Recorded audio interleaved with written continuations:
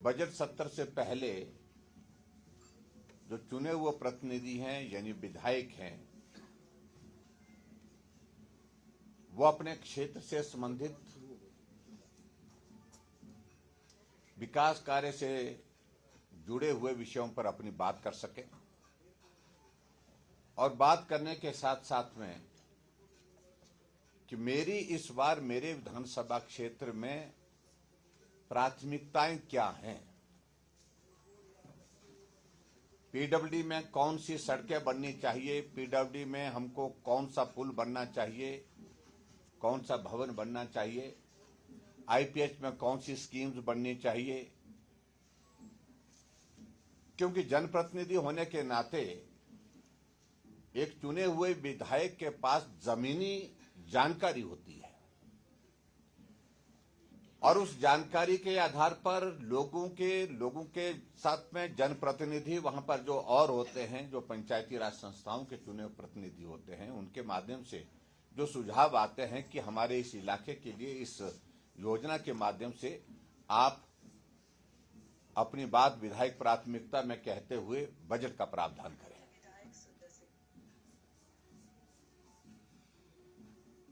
और परंपरा है, इसलिए इस परंपरा के अंतर्गत एक विषय यह भी रहता है कि आगामी जो बजट सत्र आ रहा है उस बजट सत्र में आपके सुझाव क्या है, मित व्यर्थता से संबंधित क्या सुझाव है, रेवेन्यू जनरेट करने की दृष्टि से क्या सुझाव है, उन सारी बातों को लेकर के इस विधायक प्राथमिकता की बात में चर्चा होती है और ये बैठक मुख्यमंत्री जी की अध्यक्षता में होती है और मुख्यमंत्री और बीच में संबंधित विधायक के कुछ प्रश्नों के जवाब के लिए मंत्री भी इसमें इंटरवीन करते हैं।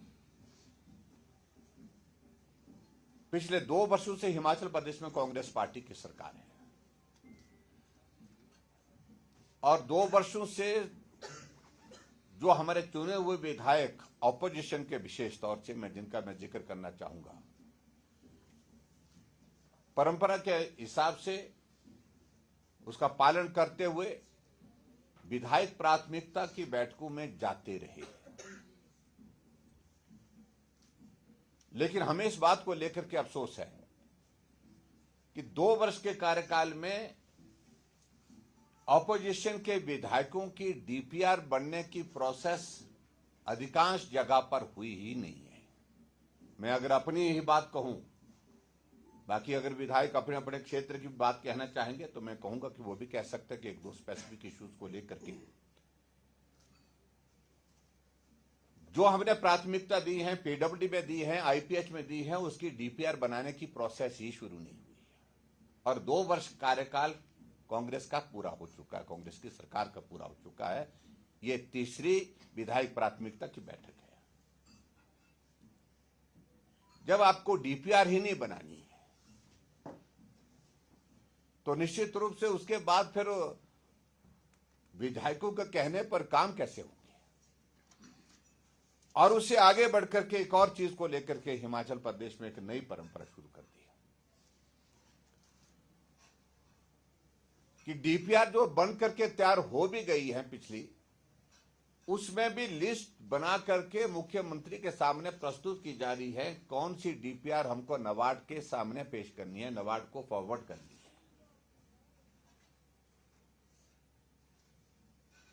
और उसमें फिर जो है भारतीय जनता पार्टी यानी कि विपक्ष के विधायकों के जो डीपीआर बनी है उनके सामने कांटा लगता है और सिर्फ कांग्रेस के विधायकों की और कांग्रेस के विधायकों में से भी उन विधायकों के लिए प्राथमिकताएं तय हो रही है जो मुख्यमंत्री के करीब है, नजदीक है। उनकी स्कीमों के सामने टिक लगता है और बहुत सारे कांग्रेस के विधायक, जब हमने पिछले कल ये फैसला किया कि हम नहीं जाएंगे,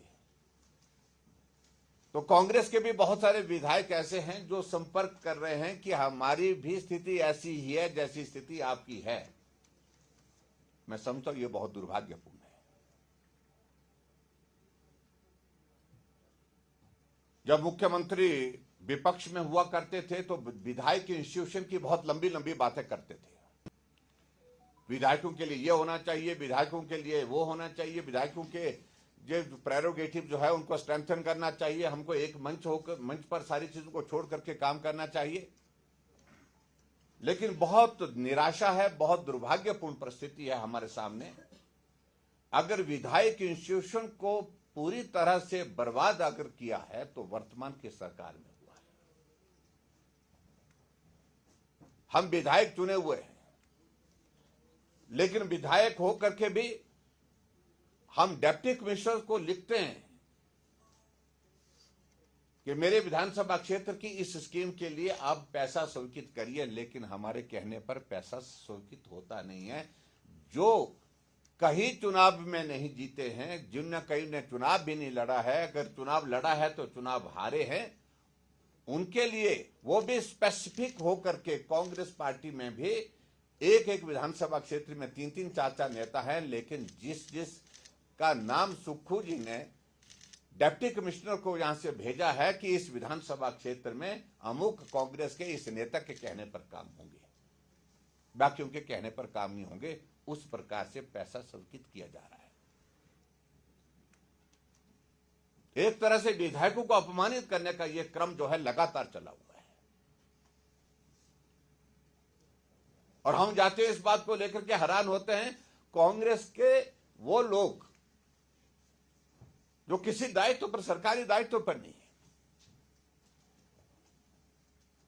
लेकिन अधिकारियों की बैठक ले रहे हैं, अधिकारियों को कार्यक्रम में बुला रहे हैं, टूर्नामेंट का उद्घाटन कर रहे हैं, स्कूल के एनुअल फंक्शन में वो वहां पर जाकर के भाषण दे रहे हैं। और इनके मंत्री जहां प्रवास पर जाते हैं, स्थानीय विधायक को निमंत्रण ही नहीं दे रहे हैं, ऑपोजिशन के विधायकों को निमंत्रण ही नहीं दे रहे हैं।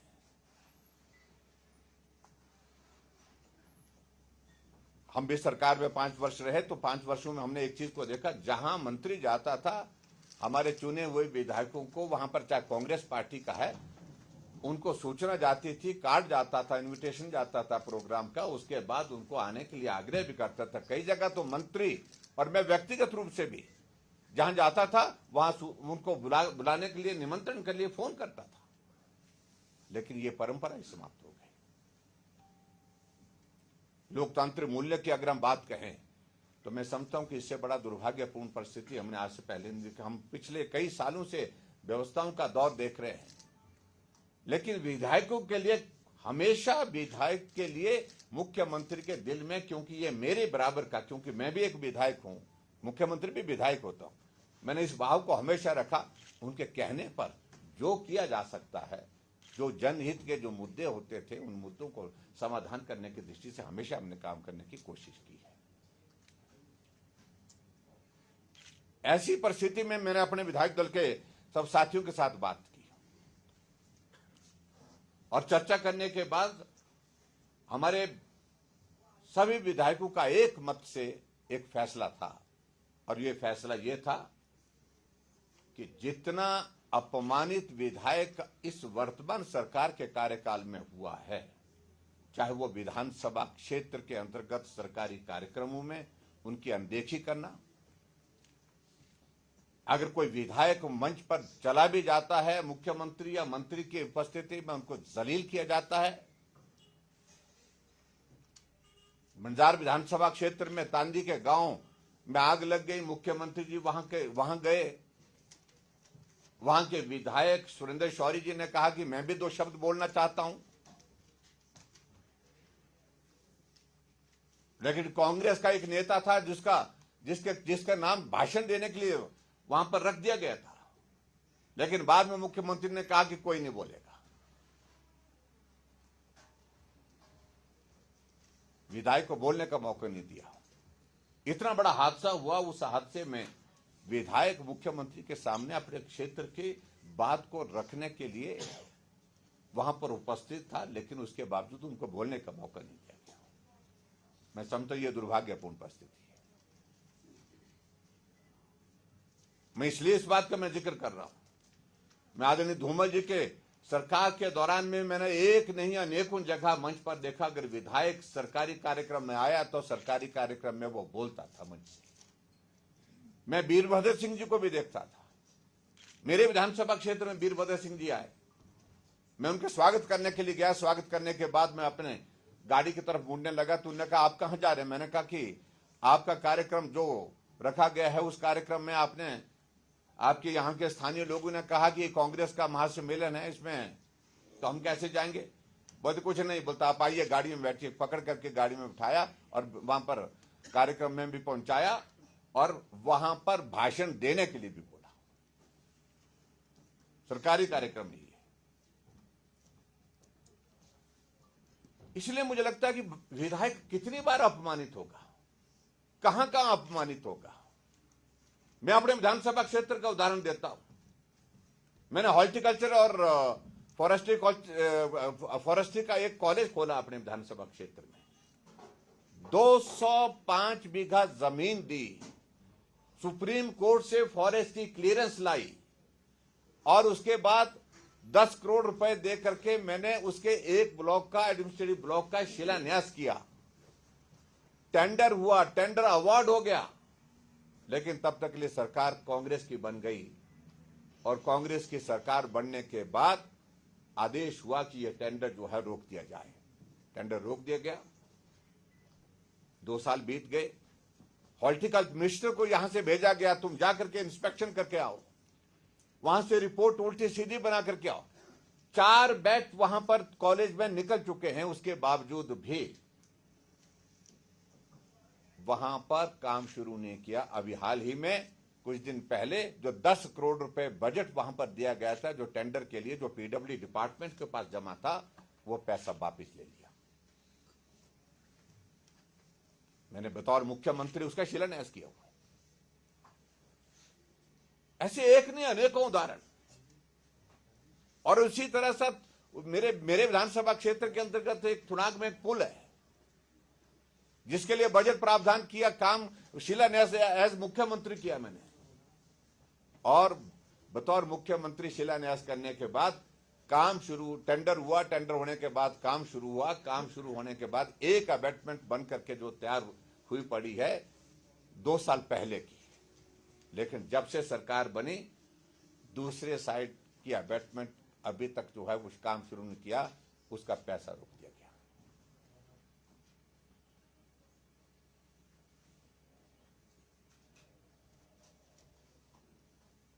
एक नर्सिंग का कॉलेज है हमारे वहां पर, उसका काम रुका पड़ा हुआ है, पैसा बंद कर दिया। मैं कितने उदाहरण दूं उन सारी चीजों को लेकर। और ऐसे उदाहरण एक विधानसभा क्षेत्र में नहीं, अनेक विधानसभा क्षेत्र में इस प्रकार के उदाहरण देखने को मिले। जहां जहां भारतीय जनता पार्टी का विधायक है वहां काम रोकना, काम बंद करिए। उल्टा यह होता कि मुख्यमंत्री जाता है या मंत्री कहीं किसी विधानसभा क्षेत्र में, ऑपोजिशन के विधानसभा क्षेत्र में जाता है, जब देखते हैं कि यह काम चला हुआ था, काम रुका है, तो आदेश करते हैं कि काम क्यों रुका है, इस काम को शुरू करना चाहिए। और यहां उल्टा है, काम अगर शुरू हुआ था तो यह काम क्यों चल रहा है, इसको बंद करने के आदेश देकर के आते हैं। जब इस प्रकार के हालात होंगे तो विधायक इंस्टीट्यूशन को तो तबाह कर दिया, बर्बाद कर दिया है हिमाचल प्रदेश में।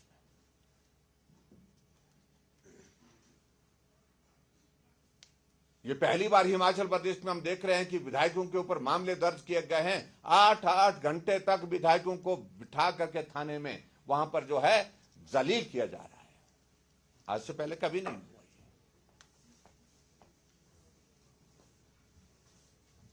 और उसके बाद हमसे पूछा जा रहा है कि विधायक प्राथमिकता की बैठकों में आना चाहिए। हमें मालूम, हम अपने दायित्व से अच्छी तरह से परिचित है, हमें इसे समझाने की कोशिश कोई ना करे। कहा कि जनहित के मुद्दों को उठा सकते थे, वहां पर उठाने के लिए हम लगातार जाते रहे, वहां पर उस परंपरा का पालन करते रहे, विधायक प्राथमिकता की बैठक में जाकर के। लेकिन उसके बावजूद हुआ जब कुछ नहीं, उल्टा जो बोला गया उसके विपरीत काम हुआ। एक स्वभाव बन गया मुख्यमंत्री जी का और इस वर्तमान सरकार का कि जो बोला जाता है उसके विपरीत काम करना।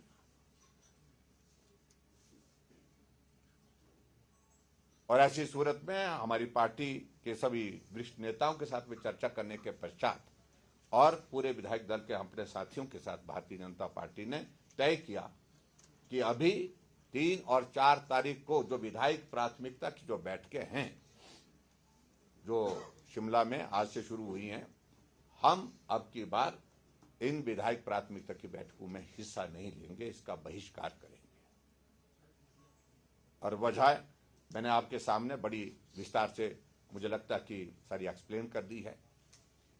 और इसी तरह से मैं इस बात को मैं भी कहना चाहूंगा कि जो मुद्दों को लेकर के कोई कह रहे हैं कि भाई आप अपने क्षेत्र का प्रतिनिधित्व करते हुए आपको बात कहनी चाहिए थी, हम अभी बजट सत्र आएगा, बजट सत्र के दौरान विधानसभा के अंदर उन मुद्दों को उठाएंगे जो आज की इस बैठक में उठा नहीं पाए। लेकिन उठाने का कोई औचित्य नहीं है, कोई सुनता नहीं है। और मैं इस बात को देख करके हैरान हूं कि नीचे के सिस्टम में जो व्यवस्था परिवर्तन का ये दौर आया है, कभी भी चुने हुए प्रतिनिधियों को इतना अपमानित नहीं होना पड़ा जितना अपमानित वर्तमान की सरकार में हमारे चुने हुए प्रतिनिधियों को होना पड़ रहा है। विधायक निधि का पैसा हम स्वीकृत करके भेज रहे हैं, हम किसी कम्युनिटी सेंटर के लिए 3 लाख रुपए भेज रहे हैं, लेकिन रिलीज 10,000 रुपए किया जा रहा है, क्योंकि ट्रेजरी में सीलिंग लगा करके रख दी है कि 10,000 रुपए से ज्यादा पैसा रिलीज नहीं करना है। आखिरकार विधायक जाए तो कहां जाए? हमारे पास फिर एक ही प्लेटफॉर्म रहता कि हम इन मुद्दों को लेकर के आपके माध्यम मीडिया के सामने प्रदेश की जनता, अपने विधानसभा क्षेत्र की जनता के समक्ष रखें। ये हालात है। तो इसलिए हमने तय किया कि अपमानित करना बंद करिए, जलील करना बंद करिए विधायकों को, और खासतौर से विधायकों के इंस्टीट्यूशन को बर्बाद करना बंद करिए जिस प्रकार से वर्तमान सरकार कर रही है। कोई भी काम विधायकों के, पर्टिकुलरली जो अपोजिशन के हमारे हैं, विपक्ष के हैं, उनके कहने पर नहीं किया जा रहा है। और मुझे इस बात को लेकर के हैरानी भी होती है कि मैंने 3 बार यहां से मुख्यमंत्री को पत्र लिख करके मुख्यमंत्री राहत कोष के लिए किसी बीमार को मदद करने के लिए पत्र लिखे, लेकिन कोई पैसा स्वीकृत नहीं हुआ। मैं भी 5 साल रहा और मुझे पूर्व मुख्यमंत्री की ओर से जो भी पत्र आता था, विशेष तौर से किसी को मदद करने के लिए, किसी गरीब को किसी का इलाज के लिए मदद करने के लिए, मैं तत्काल उस पैसे को स्वीकृत करता था। जितना बोला होता था, जो एस्टीमेट होता था, बिल होते थे जिसमें लगे हुए, उसके मुताबिक करता था। तो इसलिए मुझे लगता है कि ये सारी चीजों को लेकर के भारतीय जनता पार्टी का ये फैसला हमने बहुत पीड़ा के साथ ही हमको ये फैसला लेना पड़ा। लेकिन आखिरकार विधायक की गरिमा है, विधायक एक चुना हुआ प्रतिनिधि होता है, जनता का प्रतिनिधि होने के नाते उसका अपने इलाके में भी सम्मान है। उसको बार बार इस तरह से अपमानित करना ये बर्दाश्त नहीं हो सकता। इसलिए भारतीय जनता पार्टी ने तय किया कि हम इस विधायक प्राथमिकता की बैठक में नहीं जाएंगे, हम इसका बहिष्कार करेंगे। मित्रों, मेरी ओर से तो इतनी बात है। मैं तो इस सारे विषय को लेकर के, यहाँ हमारे विधायक भी बैठे हैं, अगर किसी ने कोई अपने विधानसभा क्षेत्र से संबंधित कोई बात कहनी है तो मुझे लगता है कि प्रमुख रूप से हो गई। हाँ, तो कुल मिलाकर के हमारा कहना सिर्फ आज के विषय पर पूरा होता है। बहुत बहुत धन्यवाद। Thank you very much. अध्यक्ष साहब, आपने कहा विधायक ही अपमानित हो रहे हैं, चाहे सत्ता पक्ष के भी, आपने कहा कि कुछ विधायक सत्ता पक्ष के भी है, तो जनता किस हालत में होगी? क्योंकि विधायकों की स्थिति आप कह रहे हैं, तो जनता, क्योंकि जनता की आवाज विपक्ष होती है, जनता की 2 साल में तो क्या हालत है? देखो, जनता इस बात को अनुभव कर रही है, महसूस कर रही है कि ऐसा दौर कभी देखा नहीं, जब सारे काम रोकने की 2 साल के कार्यकाल पूरा होने के बावजूद भी अभी तक वो प्रक्रिया समाप्त नहीं हुई है। जहां भी लगता है कि इसको रोको, उसको रोको, सब काम रोके हुए हैं, बंद किए हुए हैं। विधायक प्राथमिकता का विषय तो मैंने बड़ा स्पष्ट कर दिया, लेकिन जनता सबसे ज्यादा इसमें प्रभावित हो रही है, जनता सबसे ज्यादा इसमें पिस रही है, क्योंकि उनके जेन्युइन काम भी नहीं हो पा रहे। ठाकुर साहब, जैसे कि आपने जानकारी दी कि आप प्राथमिकता विधायकों की तो बैठक में नहीं जाएंगे, और कांग्रेस के विधायक भी आपसे ये कह रहे हैं हमारी स्थिति यही है, तो ऐसे में जब सरकार की आर्थिक स्थिति भी खराब है, तो ये आप दबाव तो नहीं बना रहे हैं तो सरकार पे कि लास्ट अटेम्प्ट किए हैं? नहीं, देखिए, हमारी ओर से तो इस प्रकार का कोई प्रयास नहीं है।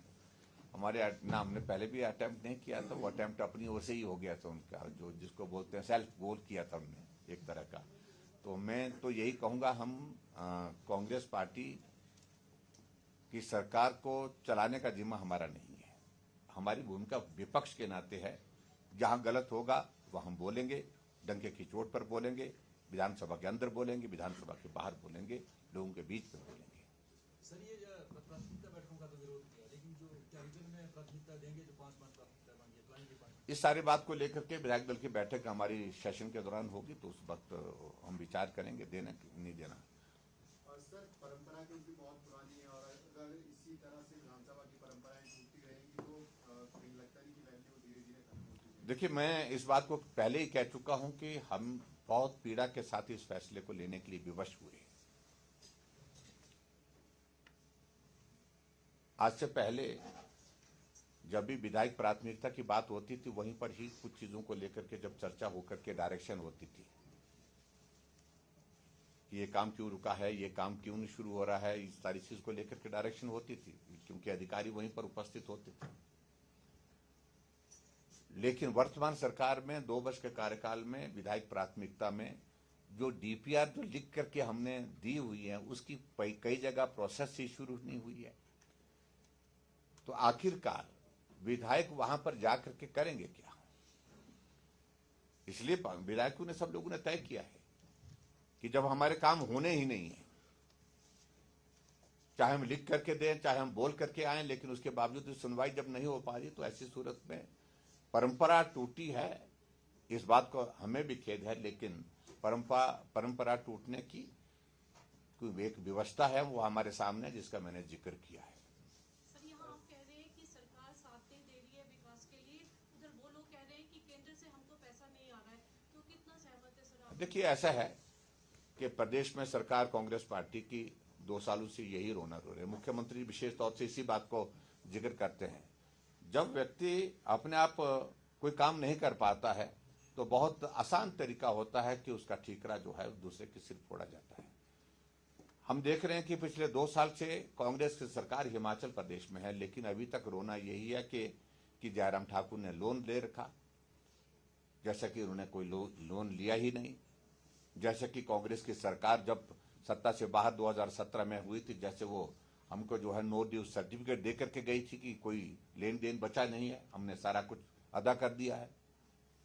और दूसरा उनका एक ही है कि अच्छा तरीका है, जब हम काम करने की स्थिति में नहीं हो पा रहे हैं, तो काम करने की स्थिति में नहीं हो पा रहे हैं, तो एक चीज बहुत सरल और आसान लगती है कि केंद्र मदद नहीं कर रहा है, केंद्र मदद नहीं कर रहा है, केंद्र पर मोदी जी पैसा नहीं दे रहे हैं।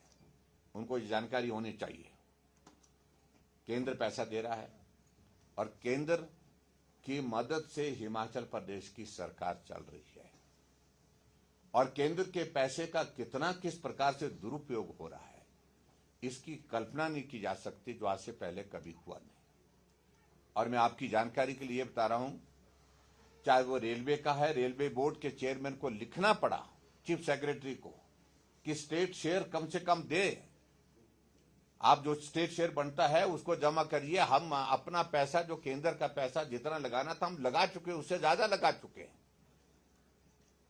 ऐसा ही मनरेगा की स्थिति है, ऐसा ही हमारे जितने सेंटर स्पॉन्सर्ड स्कीम्स की स्थिति है आज की तारीख में, जिसमें केंद्र पैसा दे रहा है, लेकिन स्टेट अपना स्टेट का शेयर उसको ही जमा नहीं कर रहे। ये स्थिति है आज की तारीख में।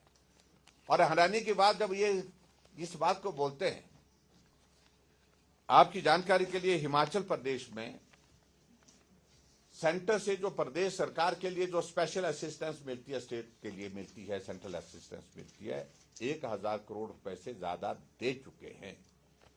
और जो पैसा स्पेसिफिक होकर के इंफ्रास्ट्रक्चर को डेवलप करने के लिए जो यहां से भेजा जाता है कि ये स्कीम बनानी है, ये काम करना है, उसके अगेंस्ट पैसा दिया जाता है। लेकिन दुर्भाग्य ये है कि वो पैसा हिमाचल प्रदेश में कर्मचारियों की सैलरी और पेंशन देने में खर्च किया जा रहा है, जो कि नहीं किया जा सकता है। मेरी जानकारी के मुताबिक, मेरी सूचना के मुताबिक, अगर आपने पूछ ही लिया, 278 करोड़ रुपए हिमाचल प्रदेश में जो स्पेशल असिस्टेंस का जो है, इन्होंने जाकर के HRTC को दिया गया, डिपार्टमेंट को दिया गया, ट्रांसपोर्ट डिपार्टमेंट को दिया गया, और फिर ट्रांसपोर्ट डिपार्टमेंट ने इसको ट्रांसफर करके जो है IDB को दिया गया, जो इंफ्रास्ट्रक्चर डेवलपमेंट बोर्ड है उसको दिया गया, और उसके बाद इसी पैसे की अलग अलग किस्तें निकाल करके ये पैसा जहां लगना था, जिसमें बसें खरीदनी थी, इसमें और भी बहुत सारी चीजें उसमें जो करने की थी, वो ना करके इस पैसे का इस्तेमाल हिमाचल प्रदेश में कर्मचारियों की सैलरी देने के लिए किया गया, जो नियम के अनुसार किया नहीं जा सकता था। पेंशन देने के लिए किया गया।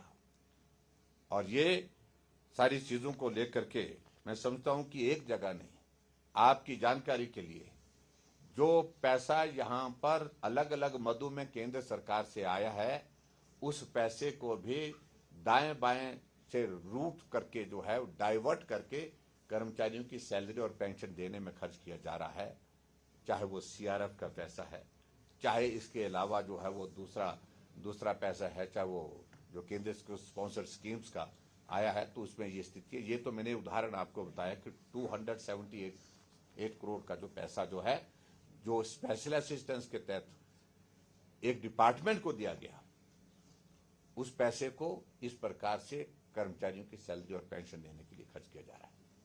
Thank you. आपने एक बात कही थी कि मुख्यमंत्री जो है वो विधायकी के इंस्टीट्यूशन को समाप्त करने में लगे हैं। दूसरा बिंदु आपका ये था कि ऐसे बहुत से विधायक हैं जिनको जांच में शामिल किया गया है और घंटों तक उनको थाने में बिठाया जा रहा है। तीसरा आपका विषय ये था कि विपक्ष जो सरकार के विधायक हैं वो भी कह रहे हैं हमारे भी काम नहीं हो रहे हैं। इन सब पर आपकी प्रधानमंत्री से मुलाकात मायने कुछ और समझे जाएंगे इसके? नहीं, देखिए, जहां प्रधानमंत्री जी से जो भी बातें होती है वो आपके काम की होती नहीं है, यहाँ बताने की होती नहीं है। जनरल हमारे डेवलपमेंट के सारे बात को लेकर के प्रधानमंत्री जी से बात हुई। मैं कभी भी शिकायत लगाने के लिए नहीं जाता हूँ। हिमाचल प्रदेश में राजनीतिक परिस्थिति पर स्वाभाविक रूप से चर्चा होती है, विकास के मुद्दे पर स्वाभाविक रूप से चर्चा होती है। हमने कहा कि आप भी तो कर रहे होंगे ना?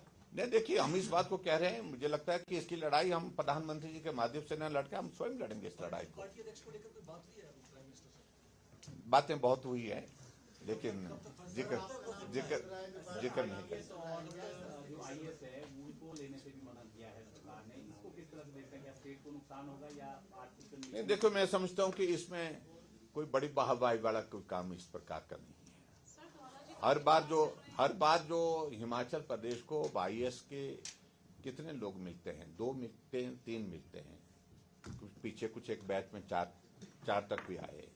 तो मुझे लगता है कि इस सारी चीज को लेकर के वो अनावश्यक रूप से एक माहौल खड़ा करने की कोशिश कर रहे हैं। लेकिन पहली बात तो, अगर आप पैसे की खर्च करने की बात होती है तो CPS आपने 2 साल तक चलाए रखे, कैबिनेट के दर्जे के साथ चलाए रखे, और उनकी कुर्सी के लिए जब चुनौती हाई कोर्ट में हुई तो करोड़ों रुपए आपने खर्च कर चुके हैं। वहां पर सुप्रीम कोर्ट में भी आपने एक दिन की 2 करोड़ रुपए की फीस दी है वकीलों की। अभी तक 10 करोड़ रुपए से ज्यादा आप खर्च कर चुके हैं उनकी कुर्सी को बचाने के लिए, अभी तक भी। अभी आने वाले समय में फिर से अभी उस दिशा में प्रयत्न किए जा रहे हैं। क्या इसको फिजूल खर्ची नहीं बोलेंगे? क्या आपको लगता है कि आर्थिक संकट है प्रदेश के, मैं यहीं से शुरुआत करता, पहले ही तय करते कि CPS नहीं लगाते? हमने नहीं लगाए। कैबिनेट दर्जे के साथ बहुत सारे लोग लगे हैं, वो बदसूर लगे हुए हैं सारी चीजों को लेकर के। मैं सारी चीजों को लेकर के अब बार बार कहने नहीं चाह रहा हूं, लेकिन आखिरकार कटौती करने के लिए, टैक्सेस लगाने के लिए जो ऐसी जगह तलाश की जा रही है जिसमें ना तो रेवेन्यू बहुत ज्यादा आएगा और ना ही प्रदेश के विकास के लिए बहुत ज्यादा जो है गुंजाइश निकल पाएगी। सर, आपने कहा कि कांग्रेस के विधायक नाराज है सरकार से, इधर सर धवाला जी भी नाराज चल रहे हैं। मंडल में कई लोग कई जगह जहाँ पर देखिए, ऐसा है कि भारतीय जनता पार्टी एक अनुशासित पार्टी है, और निश्चित रूप से मैं समझता हूं कि जो बात कहने का अधिकार है प्लेटफॉर्म पार्टी का है, वहां पर बात कहें, और ऐसे सार्वजनिक पर बात करने का स्वभाव कभी इस प्रकार से जो है वो पार्टी स्वीकार नहीं करती है। इसको बंद करना होगा पार्टी को निश्चित रूप से, और उनको पार्टी ने पूरा सम्मान दिया है। जब चुनाव लड़ करके वो नहीं जीत पाए थे तब भी उनको कैबिनेट के दर्जे के साथ सम्मान दिया गया है।